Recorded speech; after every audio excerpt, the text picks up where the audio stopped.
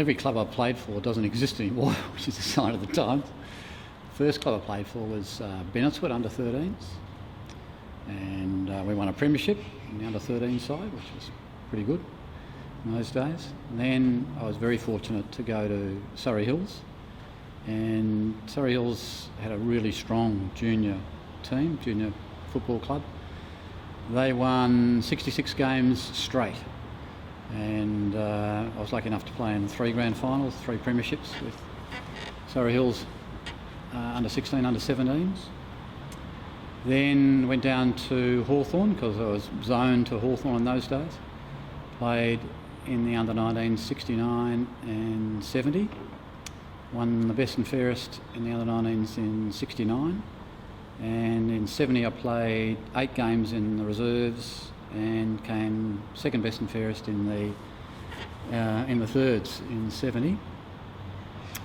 Then I made the second last practice game the following year at Hawthorn. I was playing at centre half forward, got towelled up by Mike Moncrief and was promptly told, where would you like to go, son? You're not playing down here anymore. So I then looked around. My father knew, I think, president or someone at Camberwell. I had 1 game at Monash Uni and then came here, tried out, and was made emergency. I played my first game for Camberwell in the seconds out of Box Hill. Never forget that game because there was a fight 15 minutes in the game and people were jumping over the fence, great big stoush. Then played the next game at Camberwell. I was playing in the ruck, and I think I played in the ruck for about 2 seasons and then gravitated to the back line. Probably should have been over the fence not much longer after that, but ended up playing at full back for a number of seasons. Played at Camberwell 1971 to 1978. Lucky enough to play 128 games. Enjoyed it very much. First year was the first year I think that Camberwell had started its resurrection. It had been on the bottom and hardly won a game for 40 years. The first year they got some money and they bought players from right, left and centre. Came down including Rodney Evans, who won the best and fairest in the league. And things were going great for about 6 or 7 games. And then one night after training there was a meeting and the president stood up on the seat and said, we've run out of money, boys. Anywhere you want to go, have a free clearance. So a few of the guys left, but we at least won, I think, 4.5, 5 games that season. The last year, Hookie was pretty keen to move to Surrey Hills for the last season, and I guess I was a little bit unhappy about the way Ray Smith was treated. He was sort of dumped unceremoniously straight after the grand final, and Hookie had this opportunity at Surrey Hills, so I went back to Surrey Hills and played there for 1 season. I did have time off during my time at Camberwell. I left in 1975 and came back in 1976, so I had a year out. I was fortunate enough to get some scholarships to go to the University of Pennsylvania in Philadelphia and do a Master of Laws degree, so it was an opportunity too good to miss. So I left in 75 and came back in 76, but really enjoyed footy and enjoyed Camberwell.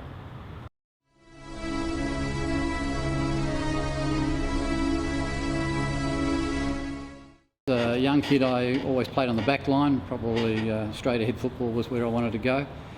When I went down to Hawthorn, I think just purely because of size, I went into the ruck and played in the ruck, but I remember after training one night John Kennedy said to me, well, where do you want to play? And I said, oh, well, I'm playing in the ruck down here. And he looked at me and he said, well, your thighs are about half the size of John Nichols. He said, I think I'd forget that. So gave up the idea of being a ruckman, although when I came to Camberwell, they were a bit ruckmen were a bit sparse on the ground, so I think I played the first couple of years as a ruckman, and that was okay. I think I won the second best and fairest in 72, 73, one of those years anyway. But then when we got some ruckmen of reasonable size, I was quite happy to move to the back line after that. So yeah, probably pretty much a straight ahead footballer, straight ahead kick, reasonable kick either foot. I don't think I was the toughest footballer out there. I can remember Graham Clark telling me, with your size you should be able to run through blokes, but I guess that wasn't really my game. So yeah, reasonable mark. I always liked playing at full back and making sure that the full forward didn't get a touch in the first quarter by knocking the ball away from me all the time, and I suppose really enjoyed seeing the gun full forwards get taken off the ground about three-quarter time when they'd done their nano because they hadn't got a kick or whatever. So that got the greatest pleasure of toweling up the odd full forward.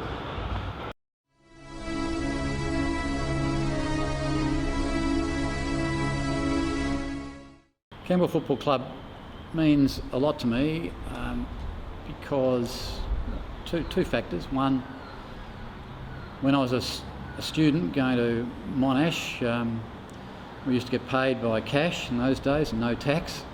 So it was great to be paid for doing something you loved and keeping fit.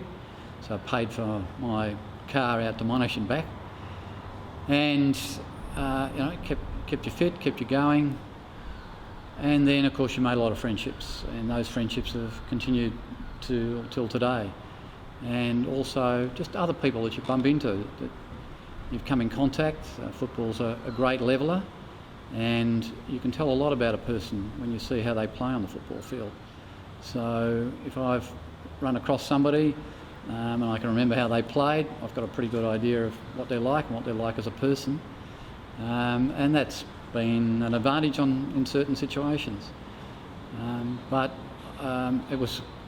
this ground here was terrific. It was a very sandy ground, so it was good to play on most of the time. And yeah, I really loved it. I loved the fact that you could play on Sunday. There was the occasional game where you'd be watched on television with the old VFA, and I think one day I won the Seedle product of the day. Got some Seedle products. Another day I think I won an Adidas pair of footy boots or something for being best player on the ground. Those sort of things were highlights, I guess. And it was also, kept you in focus, kept you in touch, and studying a lot and working as a lawyer meant you were in an office all the time. It's just an opportunity to get out and train and play, and yeah, it was great.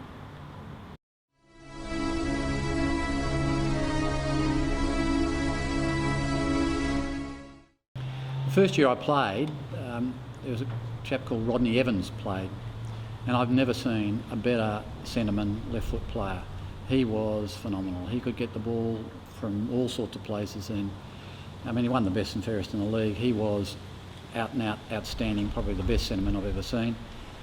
But that reminds me that the first year I played, there was a chap called Peter Brenchley who was the coach, and I think he was unhinged. I really do think Peter Brenchley was unhinged.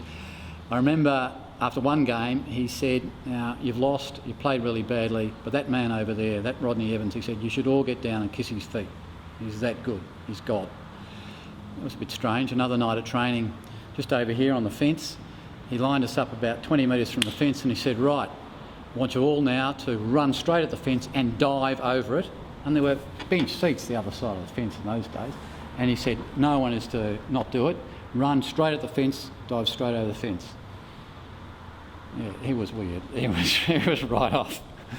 So he got replaced, I think, after about halfway through, about a third of the way through the year. And the other player, of course, was Terry Wallace. In terms of in and under and getting the ball out, when he played at Camberwell, he was phenomenal. He just had the ability to get the ball from anywhere, and it was an absolute privilege to play alongside Terry Wallace or be in the same team as Terry Wallace. He just gave everything, and you could see then that he was destined to be the absolute star that he became at Hawthorn.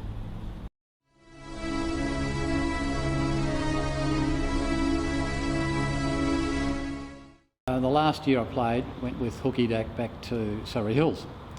And of course I've gone back to Surrey Hills, big head, I'm a VFA footballer, gone back to Surrey. So we were training, and I think it was one night after training, everybody's standing around. And I've opened my big mouth and said, look, you know, throughout my whole football career I've been called Billy Hazlett.